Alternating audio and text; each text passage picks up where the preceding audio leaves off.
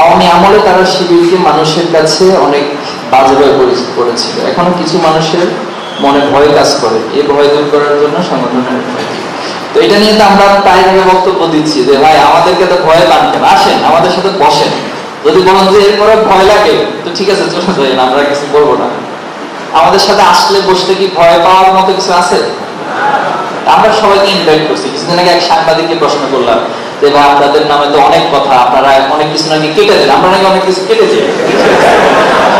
আমি বললাম যে আপনাকে এটা প্রমাণ করার জন্য, এই প্রশ্নের উত্তরের জন্য আমার সাথে 2 দিন থাকতে হবে, থাকবেন কিনা? আমার সাথে 2 দিন থাকবেন, আমি কম কথা। কারণ শিবিরের সেক্রেটারি হিসেবে যদি কাটাকাটি করতে হয়, সবচেয়ে বেশি তো আমি কাটার কথা, আর এই সভাপতি কাটার কথা, এরপরে সিরিয়াল তো আমারই হওয়ার কথা। তো 2 দিনে থাকলে অন্তত মানে 365 দিনের মধ্যে 2 দিন থাকলে অন্তত একটা হলেও তো কাটতে পারি। আর যদি না কাটেন, কাটার কিভাবে প্ল্যান করবেন অন্তত সেটা তো দেখবেন। এই জন্য আপনি 2 দিন থাকার পরে আপনি উত্তর পাবেন আসলে কিভাবে কাটি, কেমনে কাটি, কখন কাটি। তো হাসতেছেন আর কেটে, এটা হচ্ছে আসলে আমাদের দুর্ভাগ্য। আল্লাহ রাসূল সাল্লাল্লাহু কে যখন আল্লাহ রাসূলের দ্বারা মানুষ আকৃষ্ট হওয়া শুরু করলো, তখন বলা হলো যে তোমরা ওর কাছে যাইও না। কেন? ও একটা পাগল, নাউযুবিল্লাহ। তো সবাই এবার পাগল দেখতে গেল, যে পাগল দেখতে কেমন দেখতে গেলে একটা পাগল নয় তো পুরো মানে পাগল মানে একটা অন্য লেভেলের জিনিস, ঠিক আছে?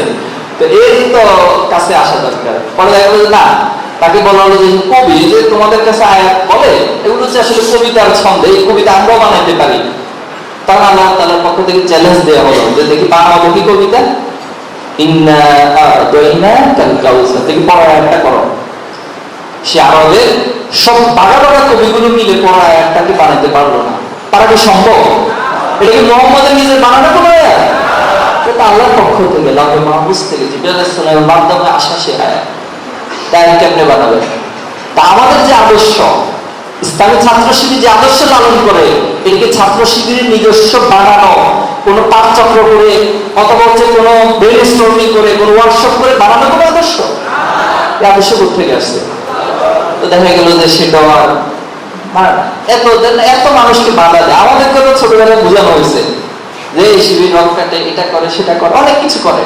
কিন্তু আমরা গিয়ে দেখছি আরে আল্লাহ, সেটা তো অন্যরকম জিনিস, সেটা তো আসলে কথার সাথে বাস্তবতার মিল নাই। এই জন্য আমি শিবিরের আদর্শের প্রতি আকৃষ্ট হয়েছি, আপনি শিবিরের প্রতি আকৃষ্ট হয়েছে।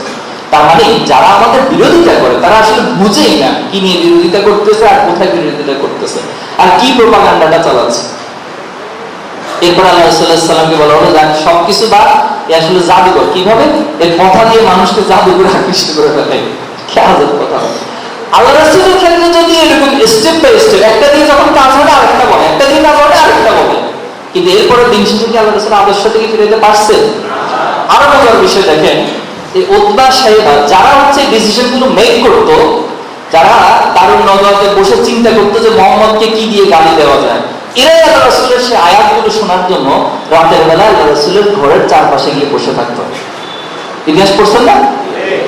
আচ্ছা যাক, এখানে আরো মজার ঘটনা।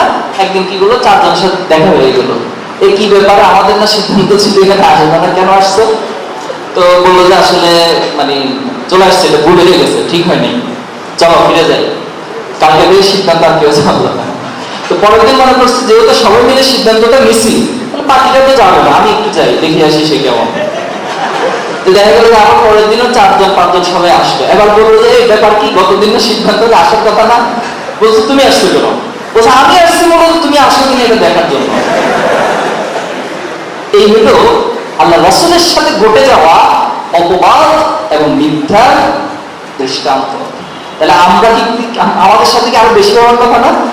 যা হইতেছে এটা কি বেশি হচ্ছে না কম হচ্ছে? এখন খুশি না অখুশি আপনারা? খুশি। ঠিক আছে প্রিয় ভাইরা, আমরা আমাদের সকল অপবাদ, সকল মিথ্যার জবাব আমরা আমাদের আদর্শিক সৌন্দর্য দিয়ে দিতে হবে ভাই। আল্লাহ তাআলা কোরআনের বিভিন্ন জায়গায় মুসলমানের বিচ্ছিন্ন হতে নিষেধ করেছে, ঐক্যবদ্ধ থাকার কথা বলেছে। আসলে আমরা ঐক্যবদ্ধ হচ্ছি বা কিভাবে হব, আমাদের দায়িত্বশীল এই দিক যদি একটু বলতে হবে। ঐক্যবদ্ধতাটাই হচ্ছে ইসলামের মূল কনসেপ্ট, উম্মাতাও ওয়াসাতা। এক কথা সারা পৃথিবীবাসীকে একটা বাক্যে একসাথে করে দিয়েছে। এবং আমরা তো আসলে আলটিমেটলি একজন পিতা থেকেই তো আমাদের সবার আগমন ঘটেছে না? এবং দুনিয়ার সকল মানুষ দিনী ফিতরতের উপর জন্মগ্রহণ করে।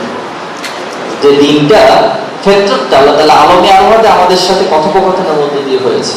সেখানে বলা হয়েছে আলাস্তু বিরাব্বিকুম ক্বালু বালা। তো পৃথিবীতে যত মানুষ আসতেছে যারা আল্লাহর গোলামি করে অথবা আল্লাহর নাফরমানি করে, সবাই তো সেই শপথ অনুষ্ঠানে ছিল। সবাই তো সেখানে আমার কাছে কমিটমেন্ট দিয়েছিল যে আমরা আপনাকে রব হিসেবে মেনে নিচ্ছি।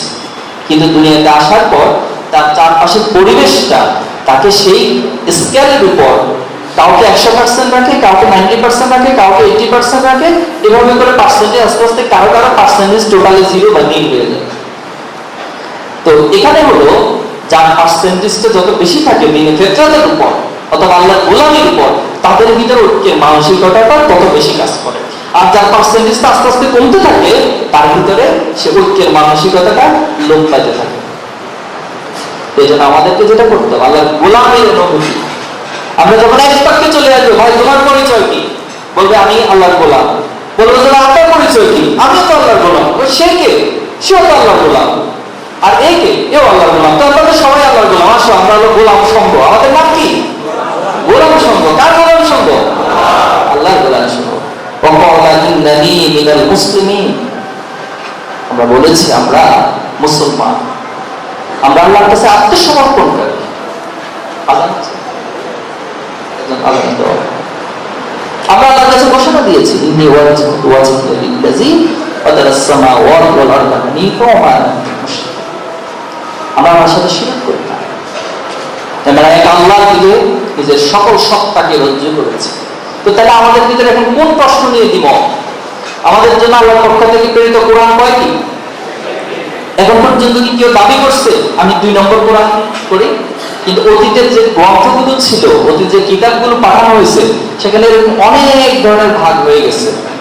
ওল্ড টেস্টামেন্ট, নিউ টেস্টামেন্ট, এভাবে করে বিভিন্ন নামে বেনামে হচ্ছে তারা কিতাবগুলোকে নষ্ট করে ফেলেছে। কিন্তু কোরআনের ক্ষেত্রে এখন পর্যন্ত কেউ দ্বিতীয় কোনো কোরআন বলে না। তাহলে আমাদের ঐক্যের মানদণ্ড কি? আল কোরআন। আমাদের ঐক্যের মানদণ্ড আমরা মুসলিম, আমরা আল্লাহর গোলাম, আমরা আল্লাহর বান্দা, আল্লাহর সৃষ্ট জীব, আমরা মাখলুক। এই কনসেপ্ট গুলো দিয়ে হচ্ছে মানুষদেরকে ঐক্যবদ্ধ করতে হবে ইনশাআল্লাহ।